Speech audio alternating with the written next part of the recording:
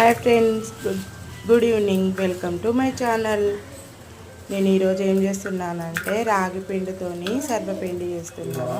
ఒక బౌల్ తీసుకొని అందులో కొంచెం రాగి పిండి వేసుకొని దాంట్లో ఆనియను, పచ్చిమిర్చి, జీలకర్ర, నువ్వులు, పల్లీలు, అల్లం పేస్టు ఇవన్నీ వేసుకొని మంచిగా కలుపుకోవాలి ఫ్రెండ్స్.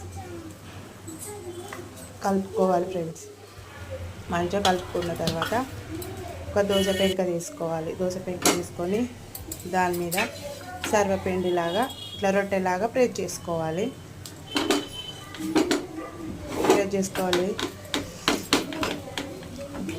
ఈ సర్వపిండిని బియ్యం పిండితో కూడా చేసుకుంటారు, కానీ బియ్యం పిండి కన్నా రాగి పిండి చాలా హెల్తీ కాబట్టి రాగి పిండితో చేస్తున్నాను ఫ్రెండ్స్.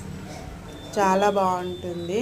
ఇందులో నేను కారం అయితే వేయలేదు, పచ్చిమిర్చి అండ్ ఆనియన్స్ చాలా వేసుకుంటే ఇంకా బాగుంటుంది టేస్ట్.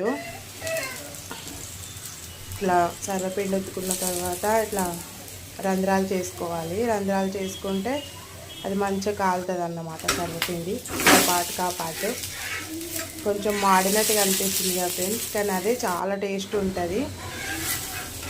ఓకేనా ఫ్రెండ్స్, మీరు కూడా ట్రై చేయండి ఫ్రెండ్స్, చాలా బాగుంటుంది.